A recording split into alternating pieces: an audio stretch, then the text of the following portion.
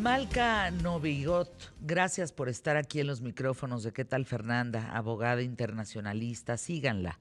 Malca Novigrot.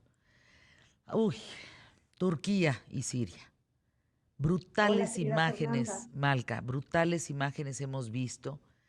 Hemos visto este lado humano, pero también este lado político. ¿Qué análisis Totalmente. harías de la circunstancia? Pues, ¿te acuerdas algunas semanas atrás, unos días atrás, estábamos hablando justamente antes de que sucediera esta gran tragedia, que Erdogan había modificado la fecha de elecciones y la adelantó para el 14 de mayo?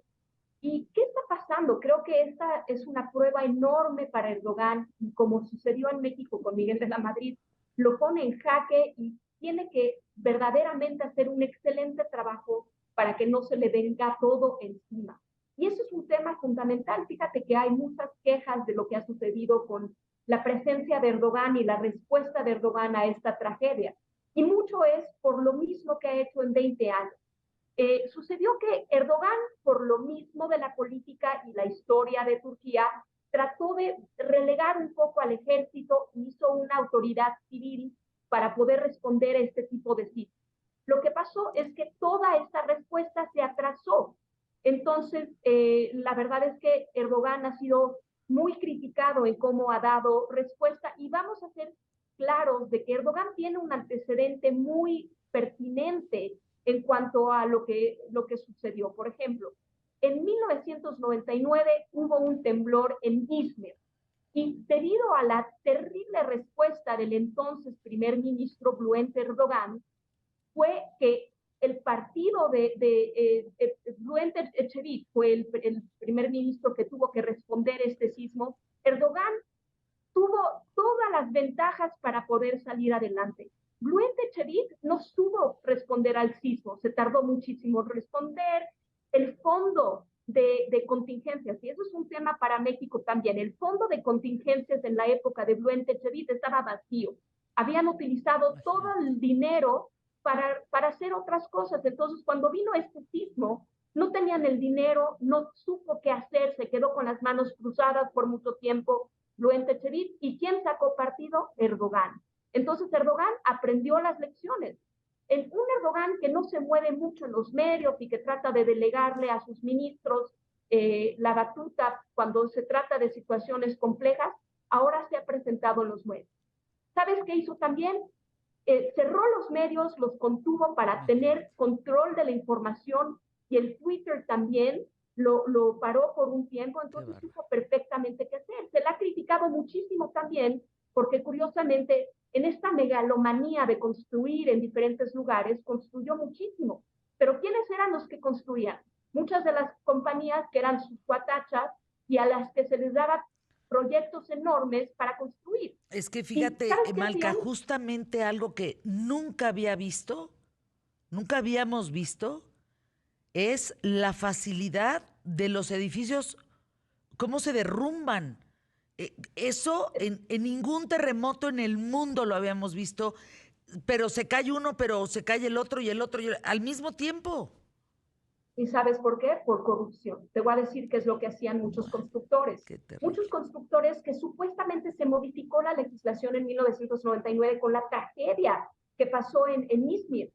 Se modificaron las leyes para que adaptarlas, estas construcciones, a sismos, como sucedió en México, pero se les hizo muy fácil a muchos constructores pedir amnistías o pedir amparos, como lo diríamos en México, para no respetar esos códigos. Qué Entonces, barbaridad. muchas de estas construcciones, pretexto de que iban a ser subsanadas, nunca se subsanaron. Entonces lo que sucedió es que se cayeron y se colapsaron.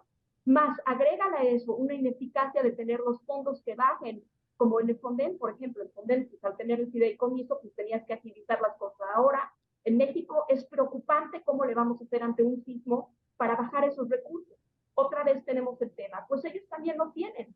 Y todas estas construcciones, como sucedió en el temblor del 85, yo veo muchísimos paralelismos.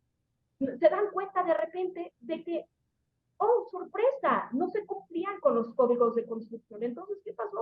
Pues sí, hay muchas personas que no se, y agrégale eso la gran tragedia de que están en una situación de invierno, donde hace frío, los rescatistas no pudieron llegar, es una zona muy complicada, y bueno, todo este vaivén político y toda esta maroma política ciertamente va a afectar a Erdogan, por más que controle los medios, en las votaciones que se vienen, sí, no una respuesta pertinente, sino una respuesta ágil, como se merecía la gente, pobrecita, y con los escombros hay regiones donde tuvieron, entre ellos, que la comunidad hacer lo que podían para rescatar a la gente que estaba bajo los escombros.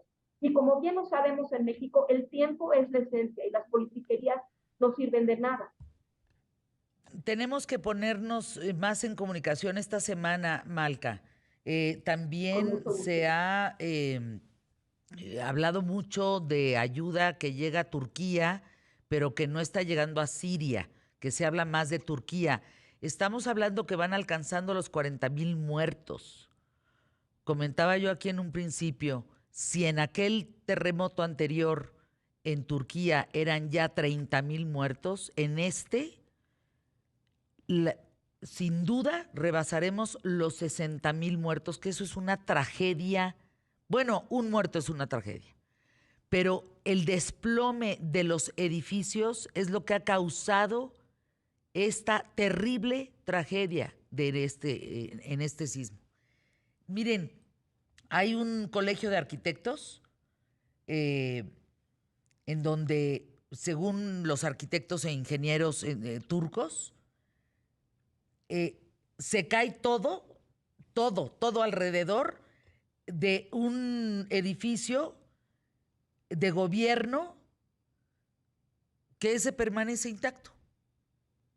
El de gobierno permanece intacto. Los de alrededor, todo está como mazapán, desmoronado. Es increíble. Gracias, Malca. Gracias por estar aquí en los micrófonos de ¿Qué tal, Fernanda? Me da mucho gusto